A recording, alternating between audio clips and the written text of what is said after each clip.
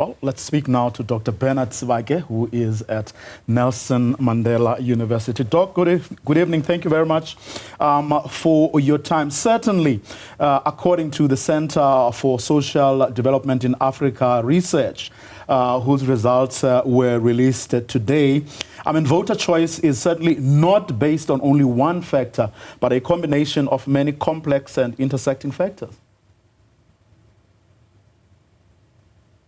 Yes, of course, I agree with the report, particularly on the assertion that you have indicated now, because the question of how the government is performing on the sociological aspect of comforting citizens, that's one aspect, and which is the bigger aspect of how voter turnout will be in any elections. Secondly, I think the aspect of shifting the voter support is also based, secondly, on the cohesion and stability in any political party that has influence and that is in charge of government.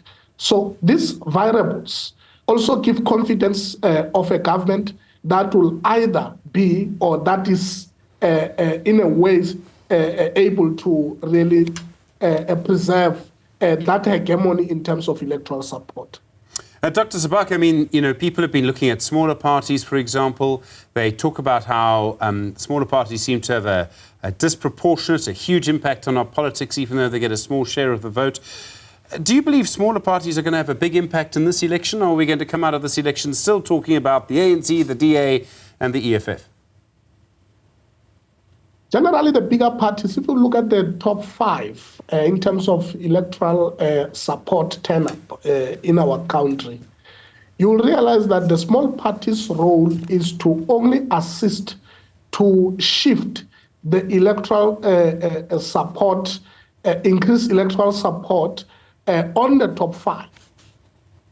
This is because those small parties have not necessarily been shown that character, have not had even an opportunity to actually position themselves as to what kind of government they can make. Secondly, is that they have not been given an opportunity to actually control the government at a level in which it can show confidence to people. But lastly, I think one other issue which is very fundamental is that these small parties, for the votes that they are taking from the bigger parties, people who have not necessarily enjoyed the workmanship of the ruling party and any other party that fall within that top five, there will definitely be that once the majority are pulled from the ruling party, the next from the ruling party seem to be gaining. But for the smaller party to make a seat into a parliament, it will be dependent on how they are showing organizational stability and that their growth subsequently stand for the people. But outside perhaps of the EFF, I mean, Doc, do the rest of the new and smaller party really bring to the table alternative voices? Alternative voice, I wouldn't say yes, they bring an alternative voice, but a voice that has to do with determining where electoral support should go is to shift the bigger body of democracy through ensuring that those that are not necessarily buying into the story of the political choice in their previous election can then find expression. And that shifting is only what defines their role at the current epoch of a political landscape. I think the other question, you know, is if you look at what's happening in our country, we see the bigger parties losing support, Dr. Sebake. And Professor Stephen Friedman suggested we might one day have an era where no party gets above 25%. And we move away from the idea of saying a coalition's an ANC coalition or a DA coalition. Is that what do you think is going to happen? It's gradually moving in that direction, provided political parties are able to understand their role in society and are able to improve the political system and price accountability that is able to take citizens into confidence that indeed when we say we've got government in a classical way that democracy has been defined, that it should be a government of the people, by the people, for the people. Until such time happens, we are moving in that direction.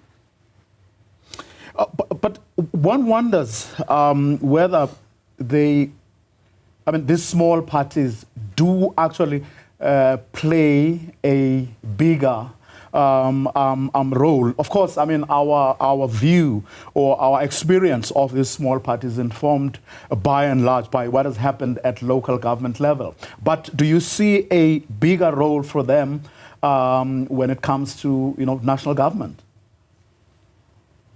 Well, for the national government, I don't see the role that they are going to play, because we are talking at the national scale.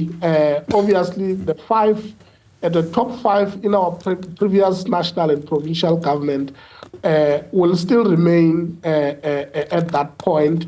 But if we talk at the level of governance, because the role of small parties at the local government level has been much chaotic,